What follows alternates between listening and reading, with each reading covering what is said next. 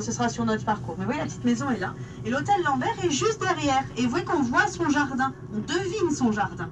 Et la petite tourelle ronde avec une petite terrasse au-dessus.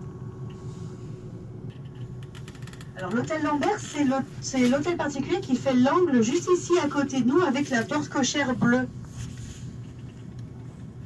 Et après on a un autre hôtel. Vous voyez qu'on voit qu'il y a une partie qui a été nettoyée, qui est plus blanche. La partie qui est blanche, on est sur l'hôtel Lambert. Et derrière, c'est d'un autre hôtel particulier. Et on voit que les toits sont différents. Alors dans ce quai qui est là, un tout petit peu plus loin, à 2-3 hôtels particuliers, vous aviez un autre hôtel qui s'appelait l'hôtel de Lauzun. Cet hôtel de Lauzun, il était particulier parce qu'il est aussi de Levaux. On sait que Baudelaire a habité dedans parce qu'il avait été transformé en appartement au 19e siècle. Et que dans un de ces appartements, il y avait un club d'intellectuels, d'écrivains et autres qui se retrouvaient, d'écrivains artistes, dont Théophile Gautier par exemple, qui s'appelait le club des Hachiches. Il venait s'ouvrir l'esprit, disait-il. Alors pour vous situer, si vous regardez en face, vous verrez la colonne de la Bastille. Donc on se rapproche en fait en face de nous. Vous aviez un petit peu sur la gauche par rapport à la colonne de la Bastille elle-même. Évidemment, la colonne de la Bastille n'ont jamais été en même temps sur cet endroit. Et donc c'était un petit peu sur la gauche qu'on avait la forteresse de la Bastille qui marquait la limite de Paris. C'est pas très grand Paris, hein. Relativement petit par rapport à aujourd'hui.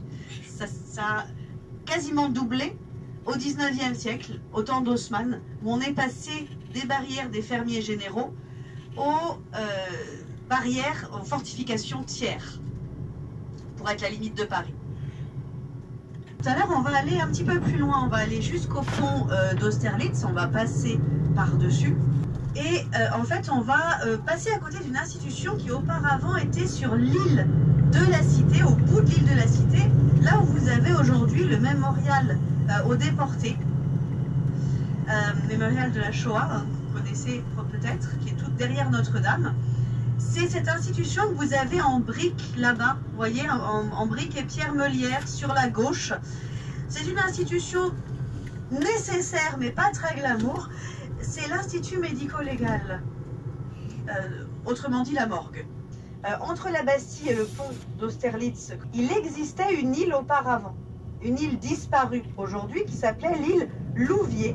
Du nom du premier propriétaire connu, on est en 1408, donc au 15e siècle, qui s'appelait Nicolas Louviers, tout simplement.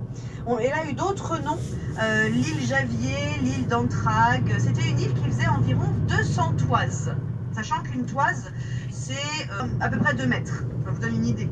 Vous doublez un peu la superficie de l'île. C'était une île où il y avait un pont pour accéder. Et au début, il y avait des pâtures et on s'en servait de terrain aussi pour s'entraîner à l'arbalète. Et en 1700, au début du XVIIIe siècle, c'est acheté par la ville de Paris et ça devient un dépôt de matériaux de construction. Bois, pierre, briques, etc. Et les entrepreneurs louaient fort cher le droit de pouvoir entreposer leurs matériaux de construction. Pourquoi l'île n'existe plus? Il y avait un petit bras de Seine qui s'asséchait l'été quand la Seine baissait et qu'on a fini par complètement remblayer. Et du coup, l'île fait aujourd'hui partie de la terre ferme. La bibliothèque de l'Arsenal, tout ça, c'est sur l'ancienne île Louviers. Ce pont qu'on a passé tout à l'heure, qui est un pont en métal, un pont avec 2 arches, enfin 2 parties, puisqu'il est coupé au milieu comme le pont Neuf par l'île de la Cité, ici par l'île Saint-Louis, hein, il s'accroche au bout de l'île. Et ce pont, il est particulier puisqu'il y a l'alternat sur l'arche du pont. Il y a 2 feux verts, l'un au-dessus de l'autre, qui donnent vers les bateaux. Donc l'alternat passe de ce côté de l'île Saint-Louis, entre les 2 îles, et de l'autre côté de l'île de la Cité. C'est ce qu'on appelle les grands bras, les bras les plus larges, mais aussi les plus profonds. Et donc là où on peut faire passer les bateaux les plus larges et les plus gros. Alors on laisse un tout petit peu plus de temps pour ceux qui remontent, c'est-à-dire ceux qui vont dans le sens contraire du courant, la première moitié de l'heure, parce que évidemment c'est plus compliqué d'aller contre le courant que d'aller avec le courant. Donc il y a environ 35 minutes pour remonter et 25 minutes pour descendre, et aller vers la mer.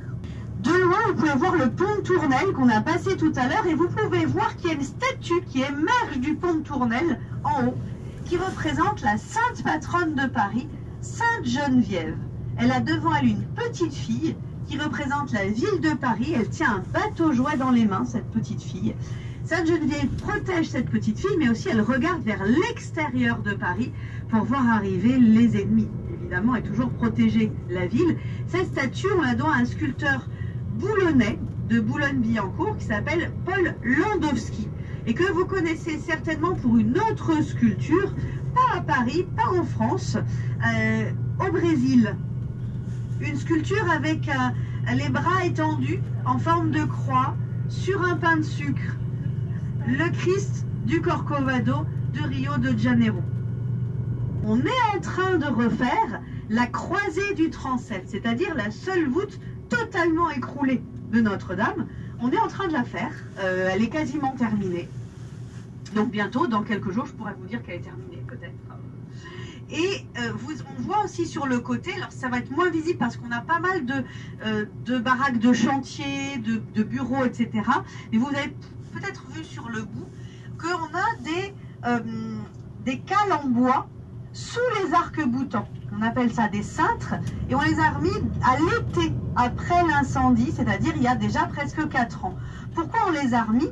Eh bien parce qu'on a eu peur que les voûtes s'écroulent. Alors elles ne se sont pas écroulées, heureusement, hein, on n'a pas eu besoin, mais les arcs-boutants poussent vers l'intérieur de Notre-Dame pour éviter que les voûtes à l'intérieur ne poussent trop vers l'extérieur. Elles équilibrent. Sauf que, on s'est dit, si les voûtes s'écroulent, les arcs-boutants continueront de pousser vers l'intérieur et ça risque de faire s'écrouler les murs. Et d'ici, vous voyez, on devine des remplissages en bois sous les arcs-boutants qui permettent de contenir la poussée au cas où. Alors le cas ne s'est pas présenté et maintenant à l'intérieur on a aussi recintré, c'est-à-dire mis des formes en bois pour porter les nervures des croisées d'ogives, ce qui tient la cathédrale. Donc tout est tenu dedans et dehors, ça ne peut pas bouger. Et on peut intervenir sur les voûtes, changer des pierres s'il y a besoin, tout ça, ça peut se faire. Alors la flèche qu'on refait est celle du 19e siècle, celle de Viollet-le-Duc, dont on a tous les plans, tous les modèles, tout ce qui a été fait, puisque l'idée c'est de refaire à la fois aussi proche que ce c'est au début, et en même temps de faire quelque chose de rapide. Et comme la flèche du 19e siècle, elle a quand même tenu jusqu'à l'incendie, c'est-à-dire en gros 150 ans, on n'a plus besoin de la tester, on sait que ça tient. Il n'y a pas de problème avec ça. Et c'est aussi pour ça que la charpente, on la refera comme au Moyen-Âge, puisqu'elle a tenu à peu près 800 ans. Notre-Dame a à peu près 850 ans, et une partie de la charpente a à peu près 800 ans, et l'autre que 750 ans. C'est déjà pas mal. Donc on sait que ça tient. Et c'est facile à refaire parce que vous savez qu'après l'incendie, il y a eu beaucoup de gens qui ont donné de l'argent. Mais il y a aussi des gens qui ont donné du bois. Et donc on a tout ce qu'il faut pour reprendre la charpente. Il faut à peu près 1000 arbres pour la flèche et les toits des transepts, c'est ce qui marque la forme de croix de l'église, et 1000 arbres pour les toits du chœur et de la nef. Donc 2000 arbres en tout pour la charpente. C'est pour ça qu'on l'avait surnommé la forêt, évidemment. Alors, dans cette partie de l'île, on ne voyait pas aussi bien Notre-Dame auparavant, puisque au moins jusqu'à la Révolution, voire jusqu'un peu plus tard, de ce côté-là de Notre-Dame, il y avait l'évêché. Donc on avait des habitations, en fait, et des bureaux de l'évêché qui étaient de ce côté-là. Et là où aujourd'hui on donne sur le parvis directement, il y avait l'ancien hôtel-Dieu. Donc on avait une partie de l'hôtel-Dieu qui était collée au parvis actuel. Le petit pont qui est aujourd'hui existait sous une forme différente, il y avait des maisons dessus, il faisait partie de l'hôtel-Dieu. Et de l'autre côté, on retrouvait le long des quais, la dernière partie de l'hôtel-Dieu, il avait une forme de H, la lettre H, hein, pas l'outil. Bien sûr, je précise. Les tours de Notre-Dame font 65 mètres de haut, plus les petites antennes paratonnerres. Et la flèche, elle était à 96 mètres. Donc elle était plus grande que les tours. La flèche d'origine était à peu près de la taille des tours. On était dans les 60 mètres, 70 mètres et quelques. Elle était à peu près à la taille des tours. Viollet-le-Duc l'a rehaussée d'une vingtaine de mètres à peu près. Il était très très fier de sa flèche. Au pied de la flèche, il y avait 16 statues que l'on va remettre, qui ont été restaurées. Elles n'ont pas souffert de l'incendie. Elles ont été descendues 3 jours avant. Parce que l'incendie s'est déclenché aux abords de la flèche, là où on avait déjà commencé à restaurer la flèche. Donc on avait déjà prévu d'enlever les statues. Elles étaient sur le parvis au moment de l'incendie. L'incendie, c'était le 15 avril 2019. Ça veut dire à peu près 4 ans pile, à peu de choses près. Et on a envoyé tout de suite les sculptures de la flèche là où on était censé les envoyer pour la restauration. Et aujourd'hui, elles sont présentées dans une exposition autour de la restauration de Notre-Dame à la Cité de l'Architecture et du Patrimoine. Donc vous pouvez voir les 12 statues des apôtres et les 4 statues des évangélistes dans le musée jusqu'à ce qu'elles soient remises sur la flèche dans à peu près 1 an. Là, derrière, malheureusement caché par les échafaudages, vous avez la façade du transept avec une rose plus grande que celle que vous avez sur la façade principale, puisqu'elle fait 12,90 m de large. Donc elle est plus récente aussi, plus détaillée, plus décorée que la façade. À Notre-Dame, les vitraux qui sont sur les 3 roses, les 2 roses au bout des transepts et la rose de la façade, sont les seuls vitraux du Moyen-Âge. Les autres vitraux ont été refaits au 19e siècle, puisqu'on avait changé entre le Moyen-Âge et le 19e siècle. On avait enlevé tous les autres vitraux pour les remplacer par du verre blanc, parce qu'on voulait plus de lumière. On avait enlevé tous les vitraux du Moyen-Âge. Et donc on en a refait au 19e, en allant voir des vitraux d'autres églises de la même époque de Notre-Dame, pour que ça ressemble à des vitraux du Moyen-Âge. Ça s'est fait pendant les 20 ans de restauration de Viollet-le-Duc. Ici, on est entre le boulevard Saint-Michel, la rue Saint-Jacques, le boulevard Sébastopol, donc des grandes rues qui permettent de facilement circuler dans Paris. Et ça, c'est une caserne de police. Et c'est fait exprès qu'on la mette au milieu, puisqu'au temps d'Haussmann, quand on la met là, il y a quand même pas mal de soubresauts. Alors on a souvent dit que les travaux d'Haussmann, c'était aussi pour que les policiers puissent facilement se déplacer. C'est vrai, c'est pas uniquement ça, mais c'est une des choses qu'on a dit. Il fallait éviter les émeutes. Alors pour éviter les émeutes, il y a plusieurs choses à faire. Faire que la police se déplace facilement et puisse casser les émeutes, c'est une chose.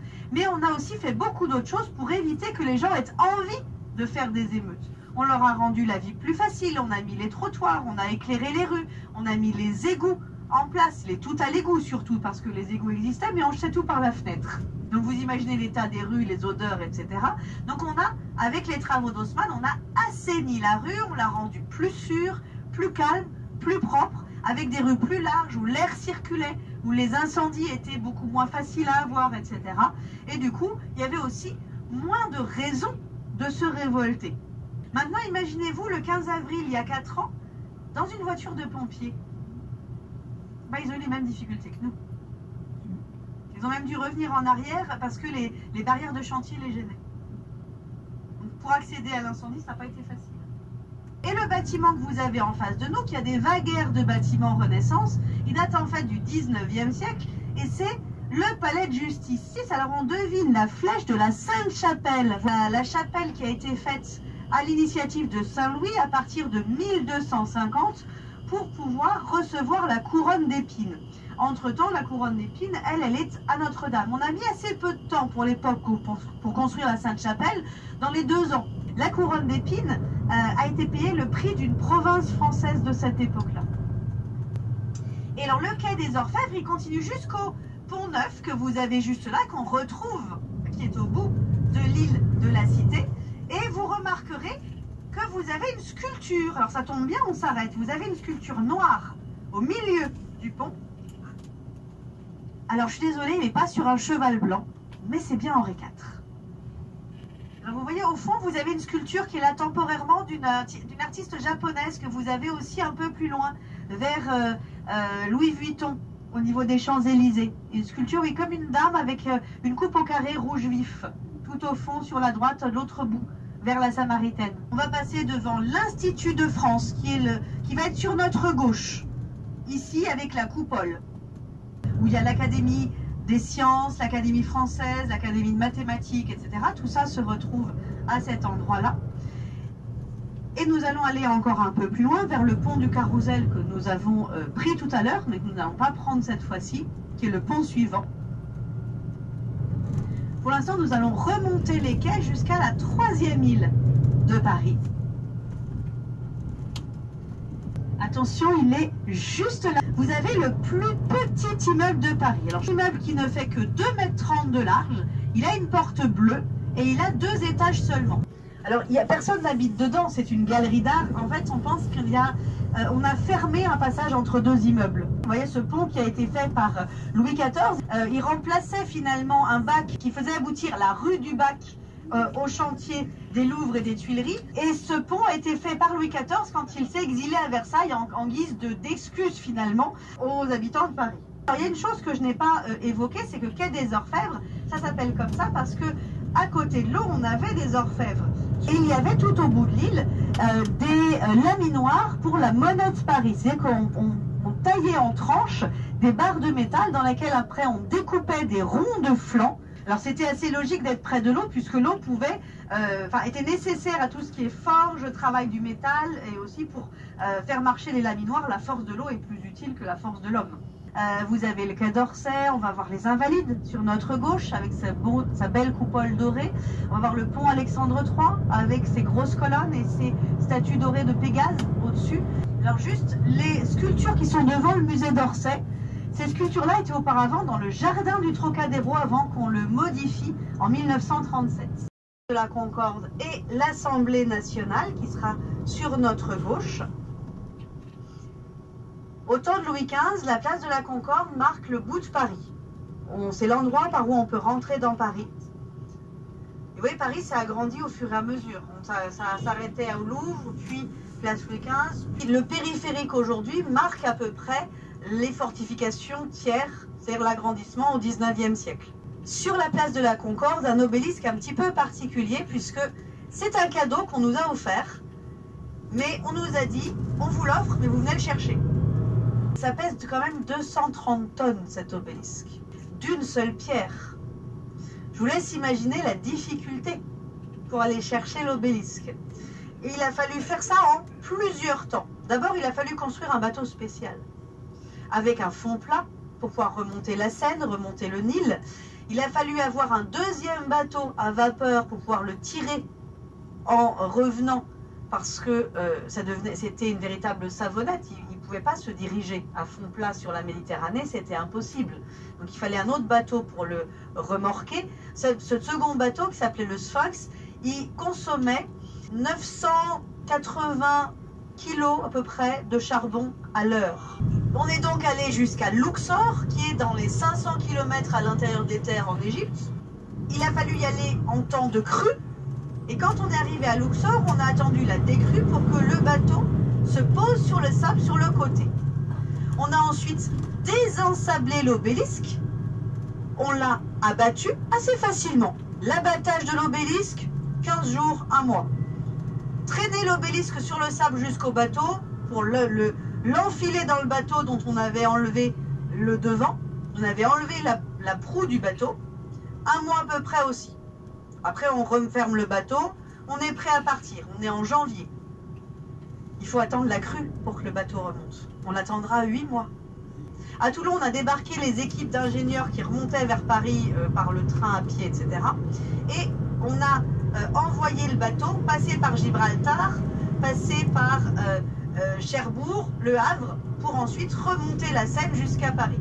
Déjà, vous avez remarqué, c'était complet. Et il a fallu renvoyer le bateau une fois l'obélisque déchargé pour aller chercher dans le Morbihan du granit rose qui ressemblait à celui d'Assouan pour faire le socle. Donc on a eu un deuxième parcours du bateau. C'était quand même assez compliqué pour le faire. Donc on nous en avait donné 2. On n'est jamais allé chercher le deuxième. Et finalement, c'est Mitterrand qui a fini par le rendre officiellement à l'Égypte. Alors on se rapproche de la 3e île de Paris, qui s'appelle l'île aux Cygnes. En fait, il y a eu 2 îles qui ont porté le même nom. Une île qui n'existe plus, qui était à peu près sous les pieds de la tour Eiffel les plus proches de la Seine. C'était une île assez grande qui servait de dépôt de matériel, mais aussi où se retrouvait la pègre de l'époque. Et quand je dis de l'époque, c'est Louis XIII, Louis XIV. Et Louis XIV en a eu marre. Il s'est dit, je vais faire un jardin à la place. Alors, il n'a jamais vraiment fait de jardin dessus. Mais il a dit, pour que ça devienne un jardin, bah, je vais y mettre des cygnes. C'est pour ça qu'on l'a appelé l'île aux Cygnes. Il a d'abord mis des cygnes qu'on avait repris dans la Seine un peu plus loin, du côté de Rouen. Mais les cygnes sont retournés à Rouen. Du coup, bah oui, ils n'étaient pas très loin. Du coup, on a fait venir des cygnes du Danemark pour qu'ils restent sur l'île. C'est comme ça, ils ne repartaient pas chez eux. C'est jamais devenu vraiment un lieu de promenade pour les gens bien. C'est toujours resté quand même un petit peu malfamé, mais on avait voulu en faire quelque chose d'un petit peu plus particulier. Comme l'île Louviers que j'ai évoquée tout à l'heure, elle a fini par être raccordée au Champ de Mars et donc à être en lien avec les terrains d'exercice de l'école militaire. C'est pour ça que ça s'appelle le Champ de Mars. Hein. C'est le Champ de Mars, le dieu de la guerre. Les élèves officiers, ils faisaient des manœuvres, du moins jusqu'à Napoléon III, parce qu'ils y ont mis un champ de course à ce moment-là. Et puis quand on a fait les expositions universelles, c'était l'endroit idéal pour mettre les grandes galeries des machines et autres. Et en fait, à peu près à cette époque-là, on a fait une île artificielle, qui est l'île aux Cygnes, qui existe aujourd'hui. On lui a donné le nom de l'île disparue. Elle est à peu près aussi longue que l'île de la Cité. Elle fait 890 mètres, mais elle fait que 11 mètres de large. On est loin des 250 ou 300 mètres des autres îles. Elle est assez fine. Pourquoi on a fait cette île? Eh bien, pour 2 choses. La première, c'est pour créer un port calme. Et ça sert encore aujourd'hui de port. Hein, la partie que l'on va longer d'abord sert encore aujourd'hui de port. C'est la partie où vous avez les locaux de ce qu'on appelle le port de Paris. Le port de Paris, c'est dans Paris et dans la petite couronne, et même un petit peu au-delà. Tous les ports sont reliés à l'administration parisienne. Un port, c'est un espace entre 2 ponts. C'est ça qu'on appelle un port dans l'agglomération. Donc vous avez le port de Grenelle, le port du Gros Caillou, le port, etc. Vous en connaissez certainement, hein, des noms de... Un paquebot de fleuve, c'est un navire de croisière qui est suffisamment bas pour passer sous les ponts, suffisamment étroit pour éviter les piles dans les ponts justement qu'il doit contourner, et pas trop long pour pouvoir tourner sur les fleuves. Alors les paquebots de fleuve sur la Seine peuvent remonter jusqu'à Ivry. Ivry, c'est là où il y a la confluence Seine-Marne. Là, les paquebots peuvent tourner et peuvent revenir. Ils ne vont pas plus loin parce qu'après, ils ne pourraient pas tourner. Ce pont de Bir Hakeim, il est un peu spécial. C'est un des 2 ponts de Paris à double niveau. L'autre, c'est le pont de Bercy. Juste à côté de Bercy, vous avez le même principe. C'est maçonné sur le pont de Bercy, c'est métallique ici. Quel est le principe? Vous avez 2 niveaux, un pour les voitures, un pour le métro. Le pont d'Iéna qu'on va prendre, c'est un pont qui est très ancien. Sa première version, c'est 1813. Alors pourquoi je dis première version? Parce que en 1813, c'est Napoléon qui l'a fait faire en se disant qu'il allait faire un palais pour son fils, le roi de Rome, sur la colline. Et puis, il a perdu. Par contre, pendant l'exposition universelle, les expositions universelles, je devrais dire, on a mis quelquefois des passerelles sur le côté pour permettre au grand nombre de piétons de traverser. Et finalement, ces passerelles, on a décidé de les garder, mais on a élargi le pont. Cette année, on commémore les 100 ans de la mort de Monsieur Eiffel. Même si Monsieur Eiffel a payé 5 millions sur les 6,5 millions du chantier de francs de l'époque, et qu'on lui a donné en contrepartie les droits d'entrée de la tour pendant 20 ans, Eh bien, il n'a pas fait fortune avec ça. Par contre, il a fait des expériences scientifiques. Et quand c'est fini sa concession, en 1909, on était en train de tester les radios. Et en 1909, les tensions avec l'Allemagne sont bien là. On sait qu'il y aura une guerre. On ne sait pas quand, mais on sait qu'il y aura une guerre. Et du coup, on se dit que la radio, ce sera bien. Pour une guerre, les militaires la veulent. Et justement, elle va bien servir puisqu'on va pouvoir capter les messages des Allemands. Ça a permis aussi de pouvoir savoir d'où ils tenaient leurs renseignements, puisqu'on savait quels renseignements leur étaient fournis. Et on a confondu avec ça une certaine Mata Hari. Alors dans les années 20, en 25, il y a quelqu'un qui a voulu vendre la Tour Eiffel. Autrichien, il s'appelle Victor Lustig, et il va voir des ferrailleurs, il leur donne rendez-vous au Crillon, hôtel super chic. Il les amène au restaurant du Crillon, il les fait manger, très bien, et il leur dit, l'État français veut vendre la Tour Eiffel, mais chut, pas de vague. Est-ce que vous êtes acheteur? Et il y en a qui ont acheté. Et évidemment, il n'avait pas le droit. Et il est parti avec l'argent. Alors, je vous laisse imaginer la tête des ferrailleurs quand ils ont voulu prendre possession de la Tour Eiffel. Et la tête des employés de la Tour Eiffel aussi. Sauf que Victor Lustig ne s'en est pas tenu là. Il a épuisé tout l'argent, il est revenu, il a essayé de la vendre une deuxième fois. Mais là, on était prévenu. Il s'est fait poursuivre par la police, il a réussi à s'enfuir en Amérique. Et il n'a pas revendu une troisième fois. Mais vous savez que ça vient de là qu'on appelle quelquefois les enfants des loustiques. C'est à cause de ce monsieur Victor Lustig. Pour vous parler des autres îles. Alors pourquoi les autres îles? Eh bien parce que autour de Paris, il y en a. Alors je ne vais pas vous parler de toutes les autres îles, mais peut-être des plus connues. L'île Saint-Germain, l'île Seguin, l'île Saint-Louis et une autre île disparue, l'île des Ravageurs. C'est une île qui était à Asnières, à peu près là où est aujourd'hui le pont de Clichy. Cette île s'appelait l'île des Ravageurs parce que il y avait des chiffonniers dessus qui avaient l'autorisation de ramasser tout ce que la Seine déposait sur les rives, mais qui avaient aussi l'obligation de signaler si la Seine déposait des noyés. Et ils se disaient qu'ils leur faisaient les poches au passage. Je vous le garantis pas, mais ça fait partie des légendes sur l'île. Et cette réputation de mauvaises gens qui étaient sur l'île va devenir un mythe qui va se transmettre via un roman qui s'appelle Les Mystères de Paris de Gensu, puisque c'est là qu'il y met une cour des miracles. Elle n'a jamais eu lieu, hein, sur place, c'est dans le roman, mais ça va faire beaucoup pour la réputation de l'île. Cette île a été désertée au 19e siècle en grande partie, et fin 19e siècle, en 1900, on va y ouvrir le premier cimetière animalier, le cimetière des chiens. C'est là où vous avez aujourd'hui le cimetière des chiens d'Asnières.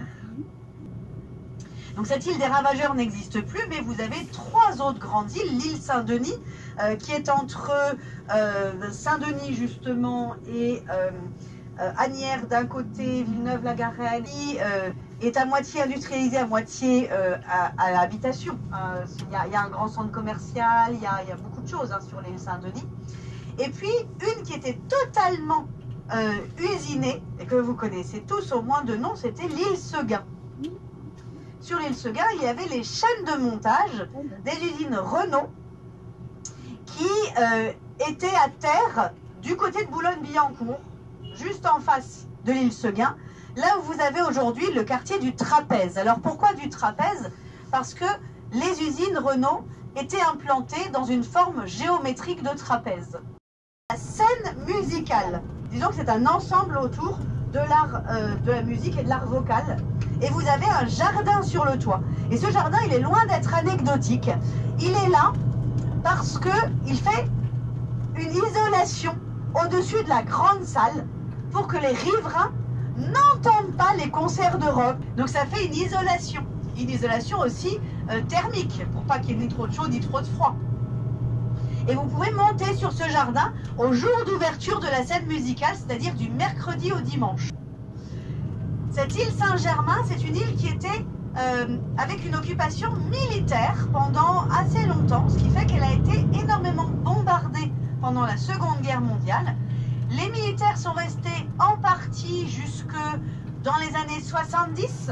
La partie des militaires l'a été transformée en parc municipal dans les années 80, au début des années 80, par le maire d'ici les Moulineaux, André Santini. Cette sculpture était prévue à l'origine, c'était une commande qui avait été passée pour être dans le jardin des Tuileries. On avait demandé à un sculpteur qui s'appelle Dubuffet de proposer une sculpture. Et Dubuffet s'est dit, j'ai une sculpture dont j'ai la maquette depuis l'année 1967 dans mon atelier. On est en 1983 pour la commande, ça fait déjà 15 ans. J'aimerais bien la faire, c'est une tour de 24 mètres de haut. La commande était pour le jardin de la Villette. Et dans le jardin de la Villette, il y a des petites maisons rouges qu'on appelle des kiosques. Jack Lang, qui avait passé la commande, s'est dit « J'achète la tour, mais je ne vais pas la mettre à la Villette. » Et André Santini a dit ben, « Venez voir, nous on est en train de faire un jardin, peut-être que vous trouverez un emplacement pour cette tour. » Cette tour qu'on appelle la tour aux figures, qui a été inaugurée en 1988. Attention, l'artiste, il ne l'a pas vue. Parce qu'il a décidé de l'endroit, mais il a décidé en janvier, il est mort en avril. On est en 1985. Il n'a pas vu la tour construite. Mais c'est pas très grave, parce qu'il avait prévu que ce soit fait par sa fondation.